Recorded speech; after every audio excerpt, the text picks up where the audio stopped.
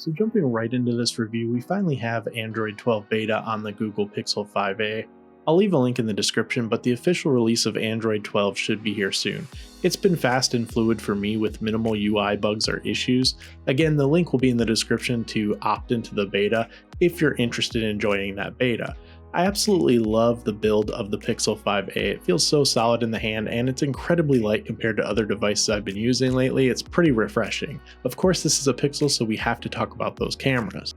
Both the rear cameras and the front camera are of course incredible. Diving into a few photos I've shot over the last few days with the Pixel 5a, I cannot stress enough this is still one of my favorite cameras to date of any smartphone for quick point and shoot photos, especially of the dog, the kids, the family, etc. Just consistently awesome photos.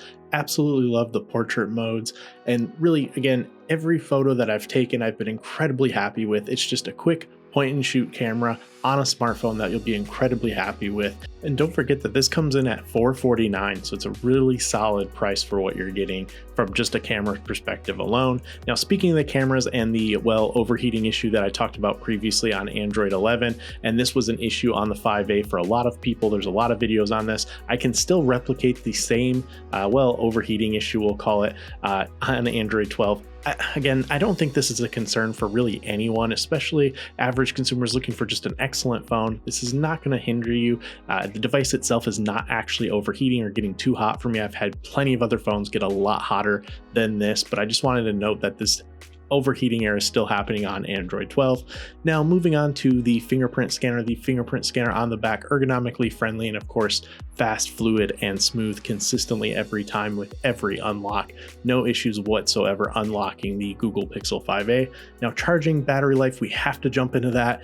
The battery life on this device is insanely good. This is probably the best battery life I've seen. I had a storm the other day, really bad storm. I was at 9% before bed, put on that battery saving mode, and in the morning I woke up with still 6% remaining, 9 hours, 18 minutes of screen on time. I've just seen phenomenal battery life on this device. I cannot stress that enough. Now, in terms of the durability, the phone is pretty durable, but I did pick up this case. I'll leave a link in the description for that case.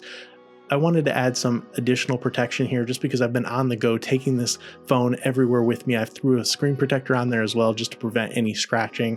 Just want to again keep this device in hand and in great condition. Watching content on this display has been great, a lot better than on the Pixel 5 for me on the 5a, just with that larger screen. Speaking of that larger display, I've been playing a ton of games with the Pixel 5a.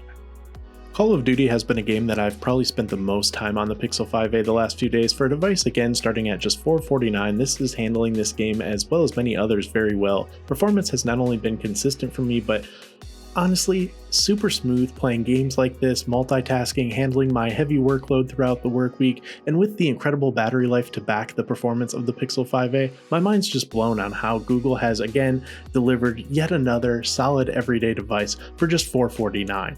Playing Call of Duty again, super smooth, no dropped frames, no issues with lag for me in my gameplay. I've played PUBG, that was super smooth, no issues whatsoever. I did notice in the loading screen sometimes there was an issue, but I think it was the game because once it updated the game itself, I had no issues at all whatsoever. Played a few racing games like Real Racing 3, Asphalt 9, quite a few others, no issues there in terms of lag or performance issues. Everything for me was very smooth, no overheating issues. The device stayed pretty cool throughout all of the gameplay. Played some lighter games like Sega, games here like Sonic 2. I've played a lot of different games overall though and enjoyed every single one. Some titles even like Hitman here were very solid. Again, no performance concerns whatsoever for me on the Pixel 5a. It is certainly a performance beast considering this price point. So overall, to wrap up this review, what do I think of the Pixel 5a? Well, I absolutely love the Google Pixel 5a, and while I've been using a lot of other devices lately, some even ridiculously expensive devices in comparison, I just cannot put this device down. Google has really delivered an incredible device here with the Google Pixel 5a, and it has me so excited for the Pixel 6 and 6 Pro launching here in about a month or so from now. If you're currently in the market and you need a device now, I'd highly recommend checking out the Google Pixel 5a. If you're not in a rush though, certainly wait for that 6 series to drop and compare your options then. But But for most, I'd have to say go with the Pixel 5a.